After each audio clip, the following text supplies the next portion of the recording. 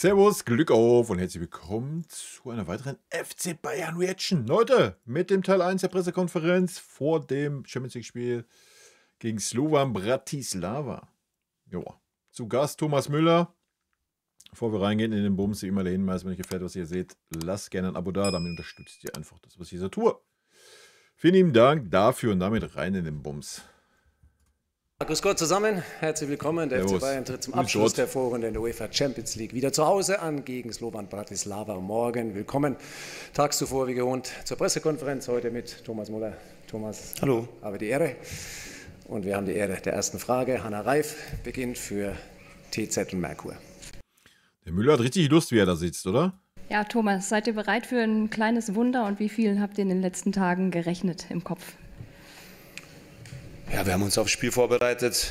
Natürlich gilt das auch für alle Eventualitäten. Ich sag mal, ja, die Chancen, noch in die Top 8 zu kommen, die sind jetzt rechnerisch natürlich nicht mehr ganz so hoch, aber es gibt noch ein kleines Fenster und wir wollen natürlich alles dran setzen, dass wir da vielleicht ja, das noch möglich machen können. Aber der Hauptfokus geht erstmal dahin, einfach ein gutes Spiel zu machen und zu gewinnen und den Rest wird man dann sehen.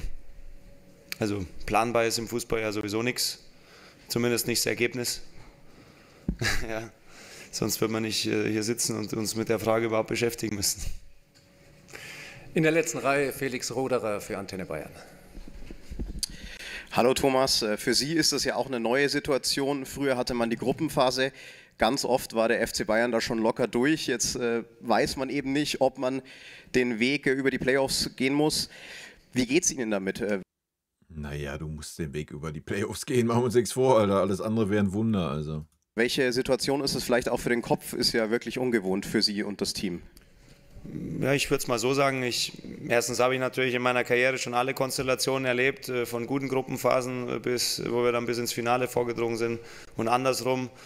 Ich habe natürlich auch Kumpels und ein Umfeld, das sich mehr mit Stammtischparolen auch beschäftigt und da würde ich mich doch gleich mal bedienen an einer solchen.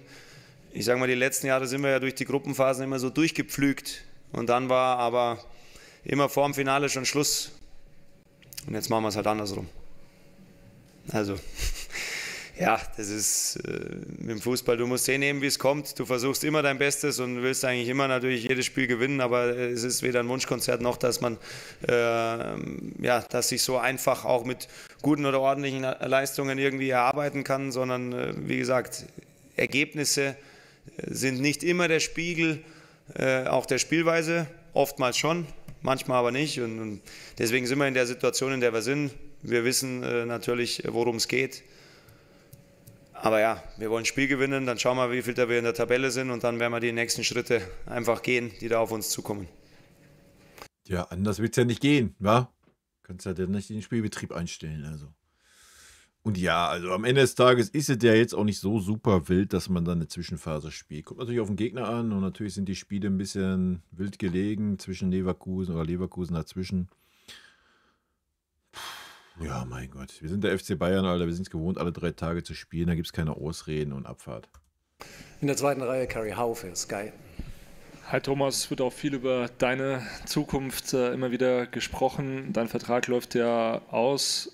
Du hast jetzt gesagt, FC Bayern und du, ihr seid nicht mehr trennbar. Gibt es für dich aber so eine Art Zeitplan, Zeitfenster, wo du es entschieden haben möchtest? Oder machst du das beispielsweise auch von einem möglichen Finale der Horm 2.0 abhängig? Nee, das muss sich einfach vom Gefühl raus in den nächsten Monaten entwickeln. Ja, der Verein gibt mir da bisher sehr viel Freiheit. Vom Gefühl her vermitteln, also machen wir uns doch nichts vor. Sollten wir wirklich ins Champions League Finale kommen, sollten wir das noch gewinnen, dann wird Thomas Müller seine Fußballschuhe an den Nagel hängen. Ja. Alles andere wäre dumm. Ja, muss man mal ganz klar so sagen. Und ja, wenn dem so sein sollte, kann man ihm nur wünschen, dass er dann auch irgendwie einen Beitrag dazu leisten darf im Finale, sonst ist es halt auch irgendwie wild. Ne? Also. Keine Ahnung. Also er hat den Punkt, seine Karriere zu beenden, irgendwie schon ein bisschen überschritten, finde ich, aber das ist Ansichtssache. Dann schauen wir einfach, ja, wie wir am Ende weitermachen oder auch nicht. Das ist, wie ich schon gesagt habe, ich habe mich relativ klar und dann doch wieder unklar dazu geäußert, weil es eben noch nicht klar ist. Herrlich, muss mal kurz nachdenken. Ja, stimmt, ich auch. Stefan Kuhnberger für Sport 1. Servus Thomas. In den letzten Tagen ging ein Video viral, das dich im Trikot von RB Leipzig zeigt. KI generiert natürlich. Woher willst du das wissen? Ach so, das ist also jetzt exklusiv vermeldet, oder? Also, ja, hast du es mitbekommen, wie hast du reagiert? Und weil die Zukunft gerade angesprochen worden ist vom Kollegen Hau, machst du dir da ganz alleine Gedanken oder hast du da irgendwelche Vertrauten, vielleicht die Stammtischbrüder, die du gerade zitiert hast? Ja, zu dem KI-Video, ich muss sagen, ich finde es grundsätzlich lustig. Auf der anderen Seite bin ich bei solchen Videos aber, was die Tragweite betrifft, immer so ein bisschen skeptisch, ob ich das wirklich lustig finden soll oder nicht. Es ist natürlich technisch heutzutage möglich, aber wenn jetzt jemand... Und das wird noch wilder werden in Zukunft. Das wird noch wilder werden. Der vielleicht nicht so im Thema drin ist, einfach mal da so schnell über das Video drüber schaut, dann hat er vielleicht eine Information und ist von der überzeugt, die halt wirklich überhaupt nicht der Wahrheit entspricht. Jetzt ist es bei einem Transfer im Fußballgeschäft völlig irrelevant und nicht von besonderer Tragweite. Aber ich glaube, da gibt es natürlich noch ganz andere Themen, wodurch durch Desinformation dann auch vielleicht Probleme auftauchen können. Für uns als Gesellschaft, keine Ahnung, weiß ich nicht genau, wie ich dazu stehen soll, aber witzig war es auf jeden Fall. Dass auch noch genau der Kloppo mich verpflichtet hat. Ne? Wir waren ja doch jahrelang auch Konkurrenten in der Bundesliga. Und was war das andere? Ach, ja klar, bespreche ich mich auch mit meinem nahen Umfeld, hole mir Meinungen ein. Ich gehe ja grundsätzlich mit offenen Augen und Ohren durch die Welt, um auch mir ein Bild zu machen, um von Erfahrungen auch zu profitieren, die vielleicht andere schon gemacht haben. Aber wie gesagt, also das Wohl und Wehe des FC Bayern, das wird jetzt nicht davon abhängen, ob jetzt ich meinen Vertrag verlängere oder nicht, sondern da ist von der Wichtigkeit und für die Zukunftsausrichtung des Vereins sind da andere Personalien erstmal wichtiger. Deswegen bin ich auch entspannt und deswegen, ja, finde ich, ist es auch gar nicht so ein großes Thema. Natürlich kann es ein Baustein sein, ob ja oder nein, aber es ist jetzt nicht der alles entscheidende Baustein für die nächste Saison des FC Bayern. Auf der linken Seite Michael Schröer für die Bild-Zeitung. Hallo Thomas, Joshua Kimmich hat nach der Niederlage in Rotterdam gesagt, dass der FC Bayern derzeit keine Spitzenmannschaft in Europa ist. Wie siehst du das? Würdest du diese Aussage unterschreiben? Er hat es ja auch unterfüttert. Also klar, wir sind alle auch groß geworden und Freunde von Überschriften, die besonders ausdrucksstark dann irgendwelche Nebensätze dann einfach auch weglassen.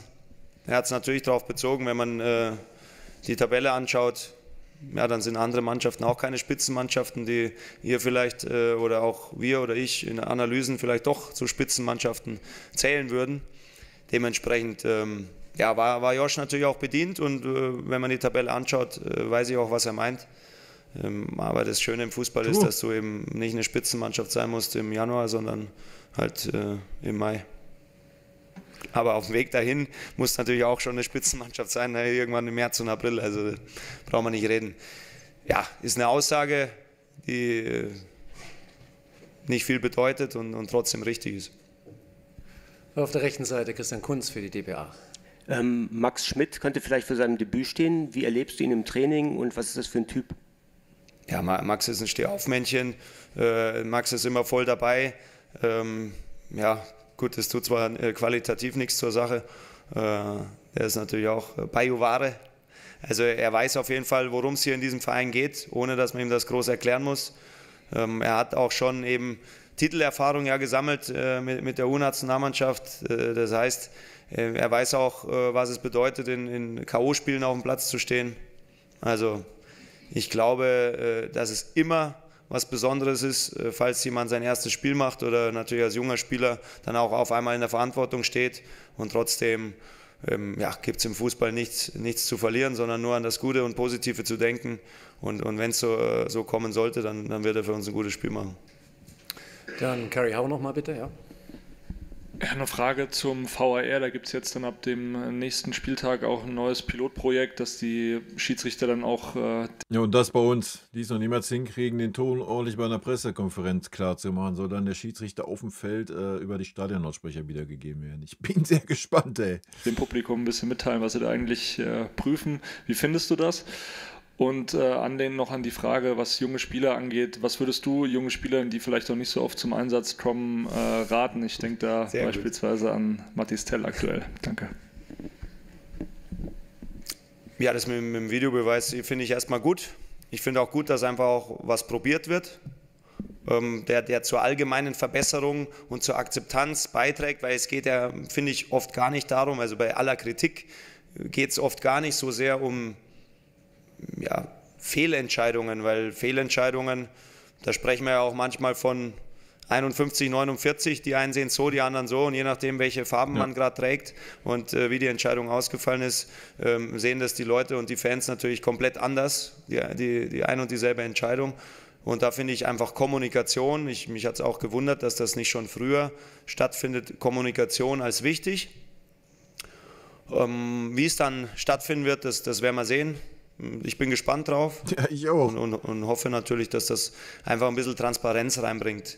Weil klar, es ist schon komisch und auch ein bisschen blöd, wenn da steht, okay, Videocheck, steht ja schon wenigstens ein bisschen dran, ich glaube seit einiger Zeit, was überprüft wird, grob.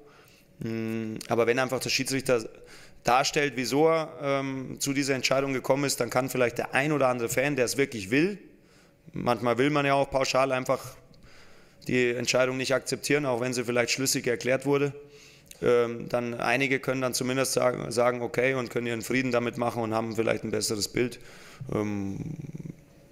Ich weiß jetzt nicht, ich bin kein Hardcore-NFL-Fan, ich weiß jetzt nicht, wie diese Kommunikationsstrategie dort ankommt, ob die sagen, das ist alles super dadurch, dass es erklärt wird, aber ich als Beobachter jetzt aus Deutschland heraus, ich schaue vielleicht so die Playoffs ein bisschen, ich finde das immer gut, dass erklärt wird, was passiert ist. Ob man das dann so sieht oder nicht, das ist ja wieder was anderes, aber ja, erstmal positiv. Und das mit den jungen Spielern, ja gut, ich war selber natürlich jetzt kein Spieler, der jetzt verliehen wurde, darauf spielt das ja so ein bisschen ab. An sich ist es für junge Spieler oder egal für welchen Spieler, der sich noch weiterentwickeln will. Naja, der Müller hatte aber auch einen Trainer, der gesagt hat, der spielt bei mir immer. So, ja. Und ohne dem, wie willst du dich weiterentwickeln? Klar, bis zu einem gewissen Grad geht das alles im Training, gar keine Frage. Aber irgendwann ist da das Ende erreicht. Ja? Und du brauchst die Spiele. So, und das hatte Thomas Müller. Ja? Von Anfang an. Louis van Gaal hat gesagt, das ist mein Mann und der spielt. Feierabend. Ja, so. Und das braucht so ein junger Spieler. Ne? Und da muss man ihn halt auch zugestehen, so wie man es den Alteingesessenen zugestanden hat, egal ob es ein Koeman ist, ein Gnabry oder ein Sané, dem man es immer noch zugesteht, dass der von 10 Spielen 8 Scheiße spielt. So, das muss man dann so einen Jungen auch zugestehen und den durch das Tal mitbegleiten, bis der Knoten platzt. Ja. Natürlich gehört da auch ein bisschen die Einstellung zu, die Mathys Tell gerade vielleicht ein bisschen fehlt. Aber ja, das haben wir halt auch nicht gesehen. Ne? Also die Medaille hat immer 2 Seiten. Man.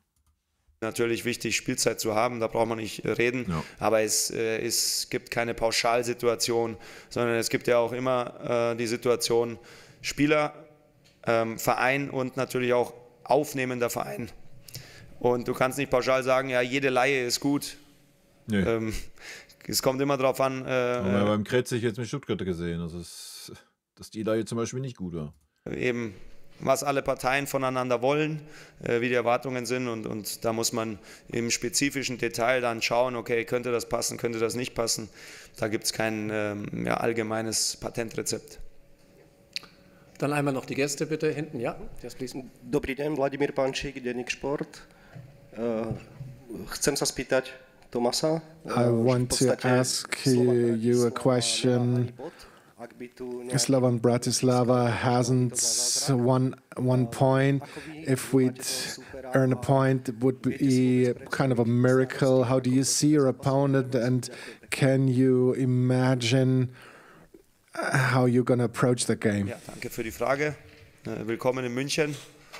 Ja, die Situation ist... Der Thomas, Alter, er ist einfach aber auch ein geiler Typ, das muss man ja sagen, ja.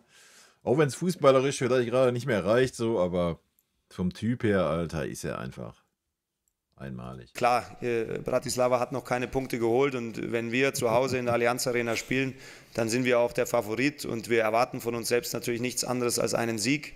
Und trotzdem haben wir natürlich sehr viel Respekt vor unserem Gegner. Und so gehen wir die ganze Sache an und ja, spielen Fußball. Dann zum Schluss vielleicht noch einmal Hanna Reif, bitte, in der Mitte, ja.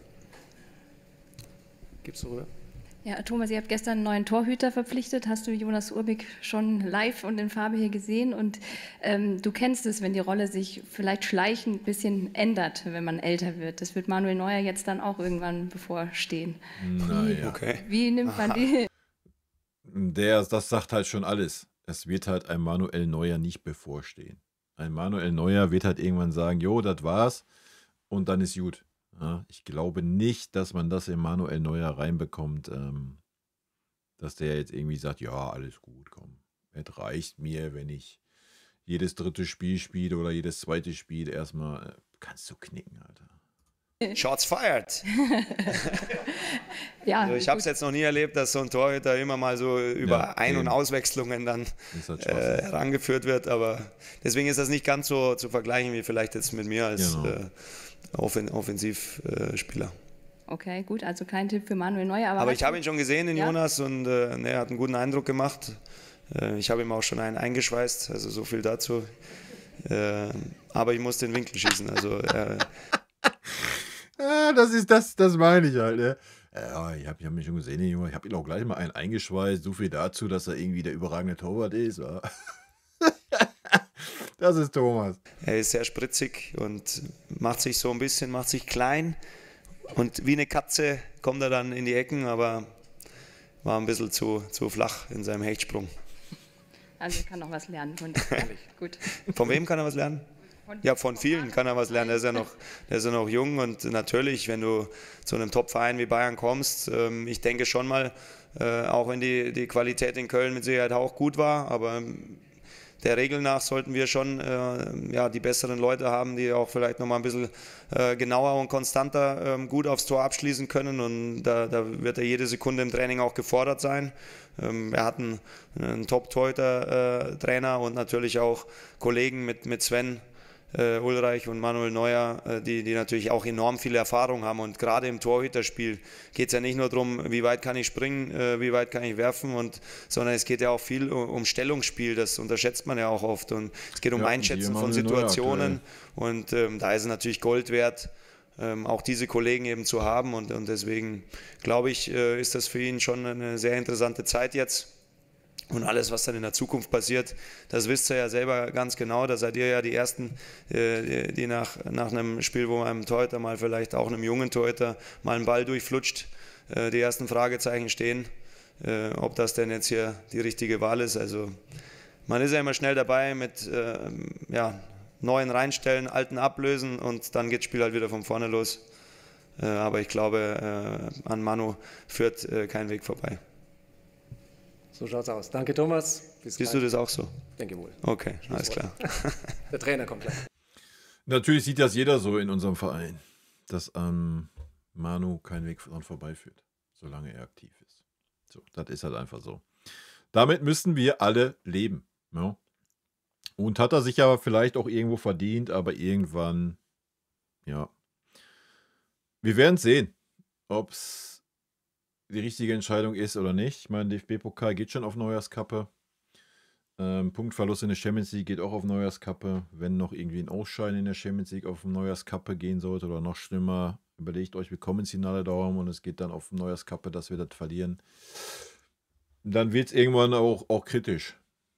Na? Aber hoffen wir es mal nicht. Hoffen wir mal, die letzten Leistungen waren ja okay von Manu, alles gut. Wirkt wieder ein bisschen frischer, meiner Meinung nach. Wir werden sehen, wohin die Reise geht auf der Torhüterposition, genauso wie im ganzen Kader. Aber gut, in diesem Sinne, Leute, rot-weiße Grüße gehen raus. Wünsche euch ein schönes Spiel und wir sehen uns mit Teil 2 und Winnie dann im neuen Video. Haut rein. Tschüssi.